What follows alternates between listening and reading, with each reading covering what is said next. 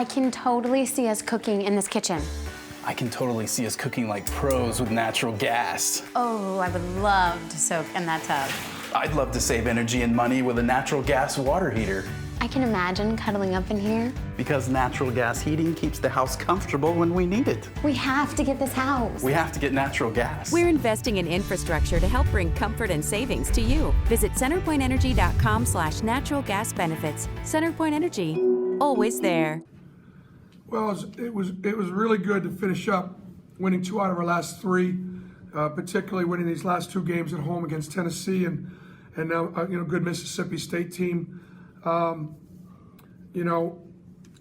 Mississippi State has 4 guys that are really good. The front line of Adu and Smith and Molinar and Stewart in the backcourt, and they all we're real factors. But our guys continue to compete. And, I'll go right down the roster, but, JT Thor, he leads us in rebounding. He's given away 50, 60 pounds in there. Leads us in rebounding. Jaylin Williams, I've talked about this a little bit. He can be a real problem and a real mismatch. He hasn't been that every night. Well, you know what? Down the stretch, he was an inside-out threat. And I've got really high expectations for both those 2 young kids. And then Jamal Johnson, once again, you talk about game balls or whatever. I talked about him at the Tennessee game. To play 38 minutes plus and have 7 assists and 2 turnovers and knock down 4 threes, what can you say? Other than, look, he can play the position too. And I'm going to play him some point guard this offseason and next year. Alan Flanigan, again, workhorse. Scores 22, doesn't have a turnover. Got in foul trouble in the first half.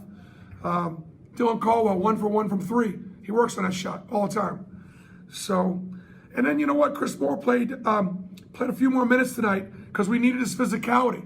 Had a couple of big offensive rebounds, a big offensive rebound basket, and just physically helped us out there. So, good team effort, and good to win 2 out of our last 3. All right, we'll open up for questions. We'll go ahead and start with Mark Murphy.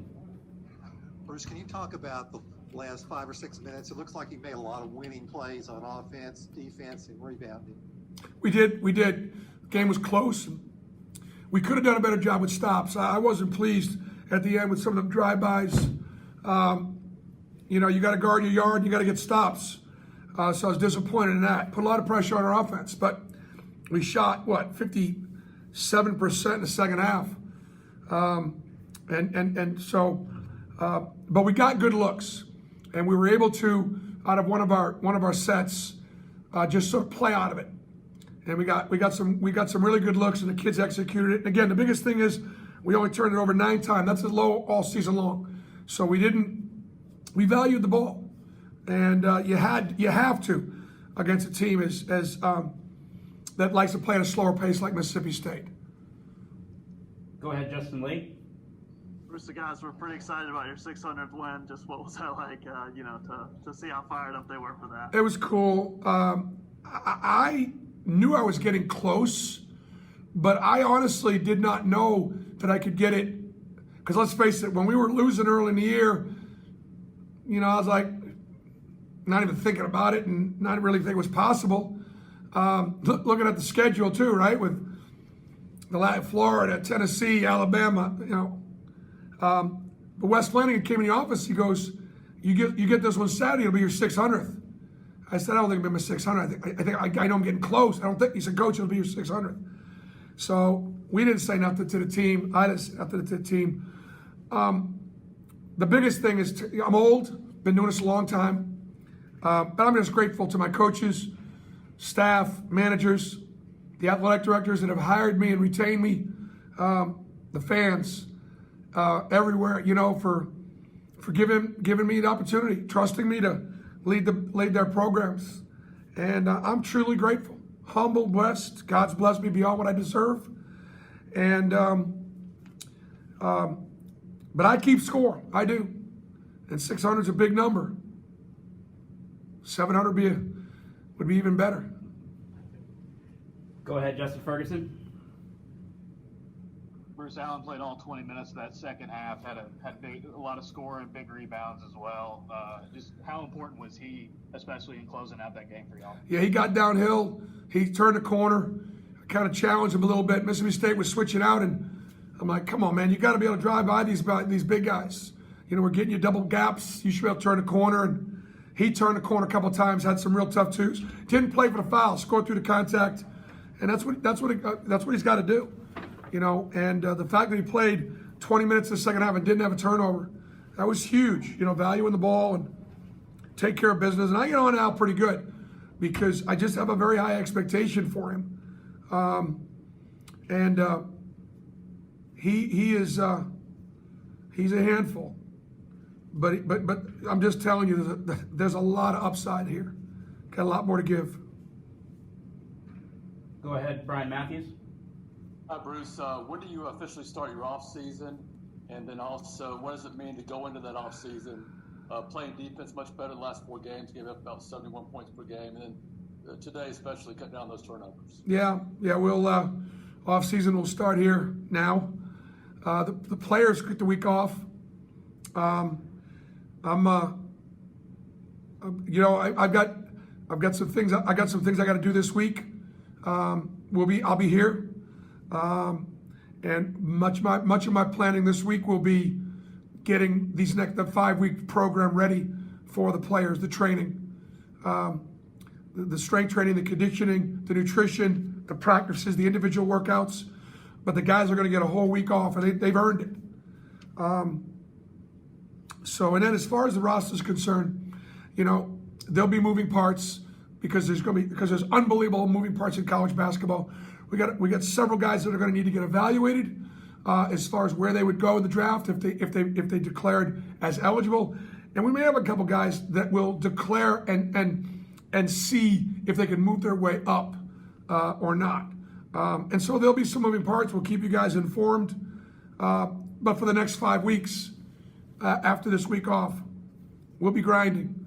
It won't be as much fun as playing games, I can tell you that. Go ahead, Gianna. Hey, Coach. I was thinking back to the beginning of the season when you were saying, you know, the cream of the crop really hadn't established itself and risen to the top, and how that was both good and bad.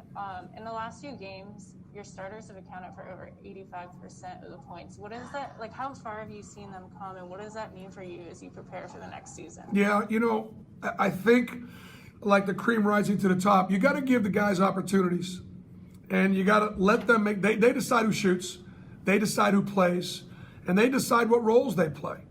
And my job as a coach is to treat them fairly, not treat them the same, but let them play their way in and out of their roles. Get them to go to their strengths, stay away from their weaknesses. And so the reason why our best players played the most minutes down the stretch and played stronger roles is because they've, over a period of time, demonstrated they're our best players. And they've earned it. That's why I don't jack around with a starting lineup. I don't like to do that. You know, it takes a lot to move a guy out. I don't want him looking over at the bench wondering what that is and what that looks like. And I think one of the most important things is having a good locker room.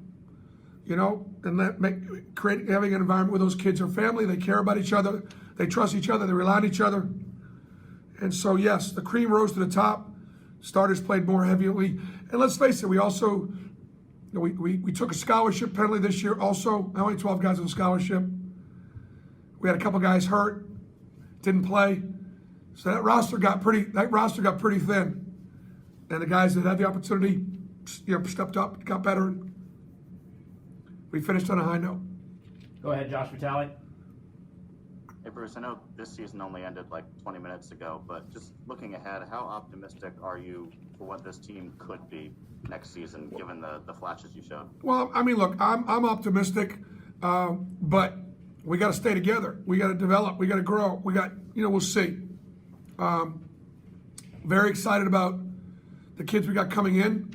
Very excited about the guys we got returning. We decided to go young. I didn't know that I was be the youngest team in the country, but because I wanted to give these guys a chance to play the minutes that they played. You know, Jamal Johnson, for example, came in as a transfer to a really good team with lots of depth at his position. I wanted him this year to him that opportunity.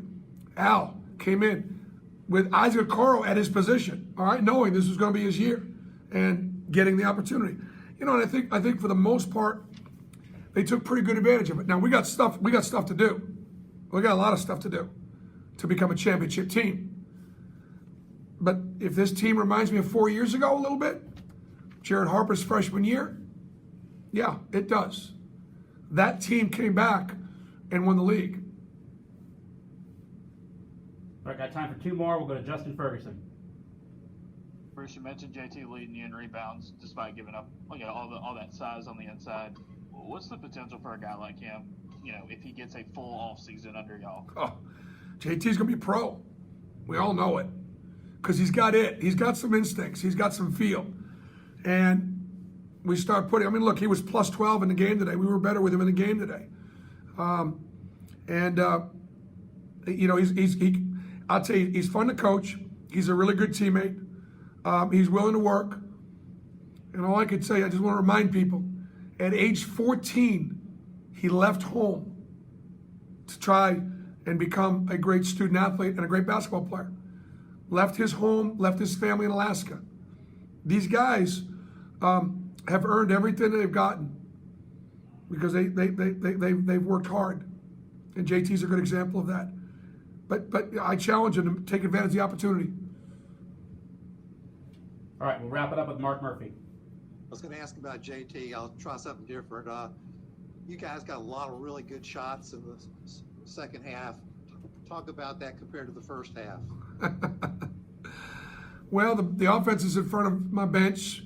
I've got a little more influence.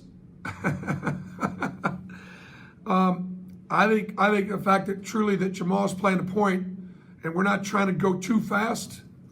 We got the ball back in his hands and he set the table, but he sets the table for guys to, for Jaylin to get some touches inside and out, for Al to get some touches going downhill, and he takes what he gets as far as some open shots and, and things like that. So I think the guys should have confidence that, if we run our stuff and execute a little bit, we're gonna get some clean ones, and they got some clean ones and they made them. All right, thank you, Coach. Appreciate you guys. Appreciate your patience with this team this year.